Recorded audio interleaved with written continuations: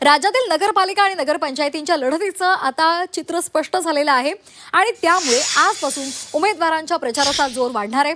या निवडणुकीमध्ये अनेकांची बिनविरोध निवड झाली आहे, तर उर्वरित उमेदवारांना निवडणुकांना सामोरं जावं लागणार आहे। आज आणि उद्या जोरदार प्रचार पाहायला मिळणार आहे। या निवडणुकांच्या अनुषंगाने मुख्यमंत्री आणि दोन्ही उपमुख्यमंत्री प्रचाराच्या मैदानामध्ये उतरणार आहेत। मुख्यमंत्री फडणवीस महाराष्ट्रामध्ये प्रचार करणार आहेत। नगर परिषदा आणि नगरपंचायतीसाठी पुढील 8 दिवस फडणवीसांच्या प्रचार सभा होणार आहेत, तर तिकडे उपमुख्यमंत्री शिंदेंची तोफ पालघरमध्ये धडकणार आहे।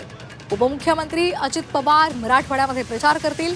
2 डिसेंबरला मतदान आहे, 3 डिसेंबरला मतमोजणी होणार आहे।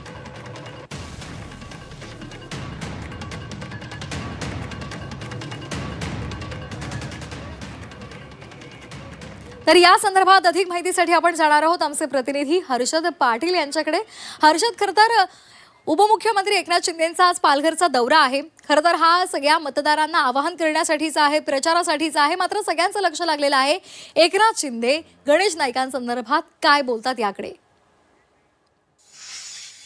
राज्याचे उपमुख्यमंत्री एकनाथ शिंदे आज पालघर दौऱ्यावर आहेत। पालघरमध्ये त्यांच्या आज 4 ठिकाणी जाहीर सभा होणार आहेत। दिवसभर त्यांचा भरगच्च असा कार्यक्रम आहे। सुरुवातीला डहाणू, नंतर जव्हार, नंतर पालघर आणि वाडा अशा 4 ठिकाणी त्यांच्या सभा होणार आहेत। आपण जर एक विचार केला तर पालघरमध्ये भाजप आणि शिवसेना शिंदे गट हेच प्रतिस्पर्धी असल्याचं पाहायला मिळतं। दोघांनीही स्वबळावर इथे निवडणुका लढवलेल्या आहेत। याच पार्श्वभूमीवर विचार केला तर भाजप आपला पालघरमधला जी आपली राजकीय जी आपली गडी आहे ती मजबूत करण्याचा प्रयत्न करते। त्याच पार्श्वभूमीवर दुसरीकडे आपला जो गड आहे तो गड शाबीत राहावा यासाठी शिवसेना आज पण सज्ज झालेली आहे।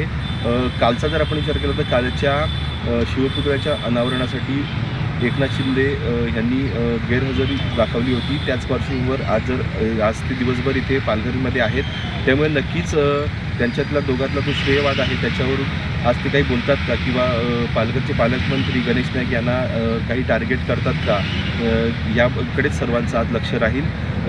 आज दिवसभर एकनाथ शिंदे यांच्या 4 जाहीर सभा ह्या पालघरमध्ये होत आहेत। समांचा धुराळा आता उडणार आहे। एकनाथ शिंदेंच्या दौऱ्याकडे सर्वांचंच लक्ष लागलंय। धन्यवाद दिलेल्या सविस्तर माहितीसाठी।